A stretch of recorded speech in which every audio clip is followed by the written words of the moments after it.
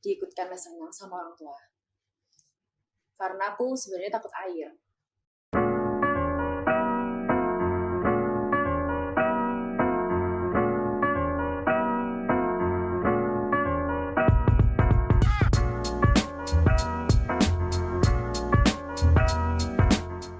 Hai Sobat Mansakra, kenalin, aku Maharani Dian Pramita.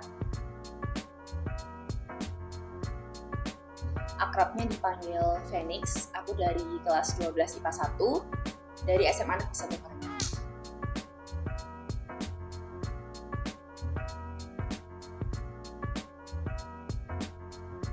Jadi aku mulai berenang itu dari kelas 2 SD. Waktu itu aku diikutkan les renang sama orang tua. Karena aku sebenarnya takut air. Jadi waktu kelas 2 SD itu orang tua aku berpikir kedepannya skill berenang itu sangat dipakai kan. Terus akhirnya aku dimasukin ke les berenang di Kolam Renang Matahari. Di situ pelatih renangnya itu bilang ke orang tua aku bahwa anak ini punya potensi nih untuk lebih. Jadi aku dimasukin ke klub berenang setempat. Setelah itu aku berenang dan berlatih sama teman-teman klub di Karanganyar. Lalu kelas 5 SD aku pindah ke klub renang Solo. Tapi sampai sekarang untuk kejuaraan-kejuaraan yang mewakili daerah seperti Popda dan Porprov itu aku tetap mewakili Kabupaten.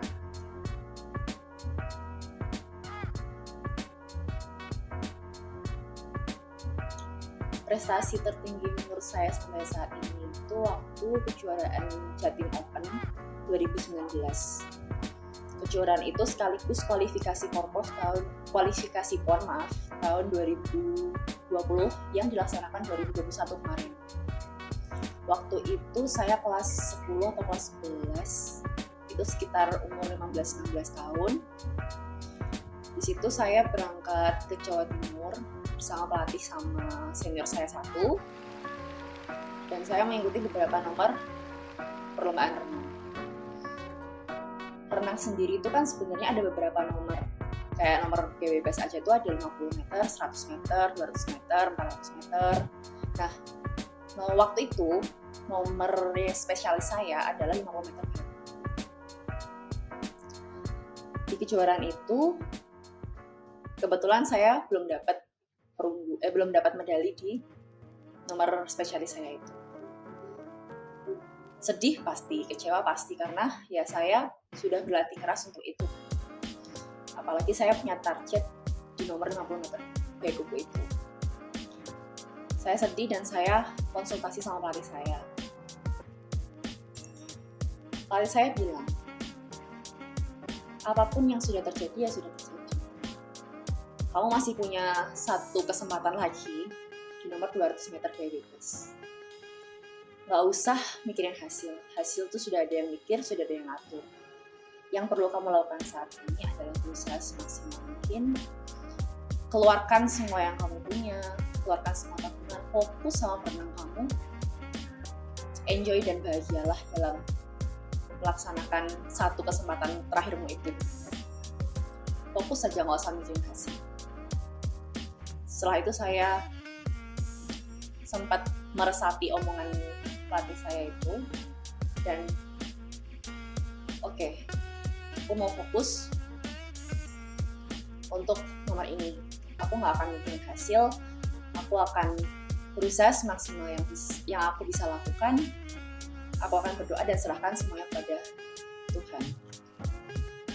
Dan alhamdulillahnya di nomor itu aku bisa dapat medali. Itu menurutku kejuaraan yang berkesan.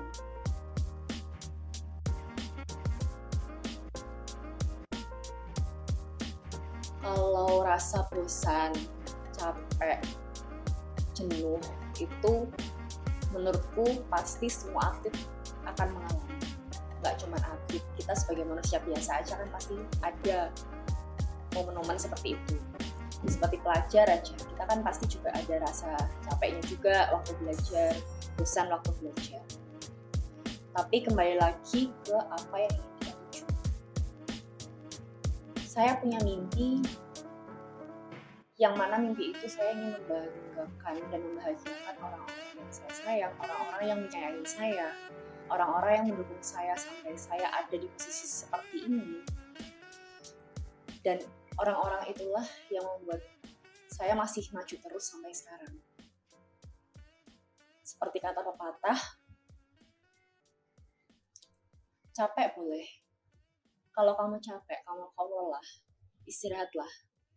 Jangan berhenti ketika kamu lelah. Tapi berhentilah ketika kamu sudah sanggup juga. Capek boleh, istirahat. Berhenti jangan.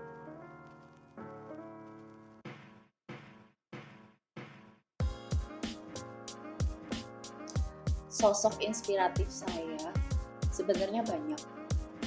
Dari Indonesia aja itu banyak sekali atlet-atlet Indonesia yang menurut saya prestasinya sangat-sangat menyenangkan. Yang dari luar negeri juga ada. Tetapi saya punya satu sosok yang sangat saya idolakan sampai saat ini, yaitu bunda saya. Saya sangat mengenali beliau, bagaimana gigihnya beliau, bagaimana semangatnya beliau, bagaimana rasa cinta beliau dengan apa yang beliau lakukan. Saya sangat mengenalnya dan itu yang membuat saya sangat-sangat kagum oleh sosoknya. Beliau dulu juga seorang atlet, tapi beliau atlet taekwondo. Beliau punya mimpi yang tinggi dan itu diajarkan ke saya dan adik saya. Waktu itu bunda punya mimpi untuk masuk tim SEA Games. Masuk tim SEA Games, bunda pastinya berusaha keras kan untuk masuk ke tim tersebut, untuk bisa mencapai goalnya. Dan cerita itu diceritakan secara detail ke saya dan adik saya. Waktu itu bunda akhirnya bisa masuk ke tim SEA Games dan dapat juara se-Asia Tenggara. Nggak cuma prestasinya yang membuat saya mengidolakan beliau, tapi daya juangnya, rasa cintanya terhadap olahraga, dan semua usahanya itu yang membuat saya makin kagum sama sosok.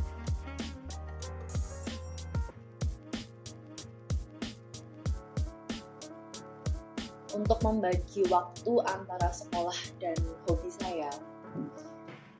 saya merasa sangat-sangat dibantu dengan bersekolah di SMA Negeri 1 Karanganyar.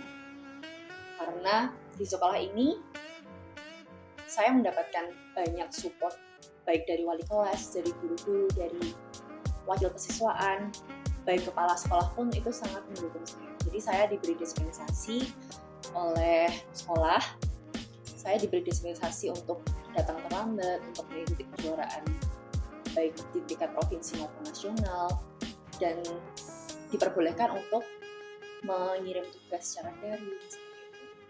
Untuk membagi waktu sendiri, saya biasanya menyusun jadwal. Jadi jam segini sampai jam segini saya harus apa, dan itu mau tidak mau saya harus disiplin dan mematuhi jadwal saya tersebut secara sistematis.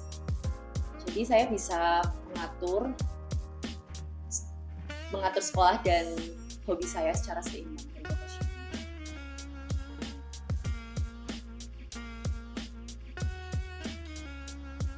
Kata-kata motivasi, mumpung kita masih muda, mumpung kita masih punya waktu dan tenaga yang besar, mumpung kita masih punya kesempatan, pergunakanlah kesempatan itu sebaik mungkin untuk banyak-banyak berkarya dan bersyukur. Seumuran kita ini biasanya sering membandingkan diri kita dengan orang lain.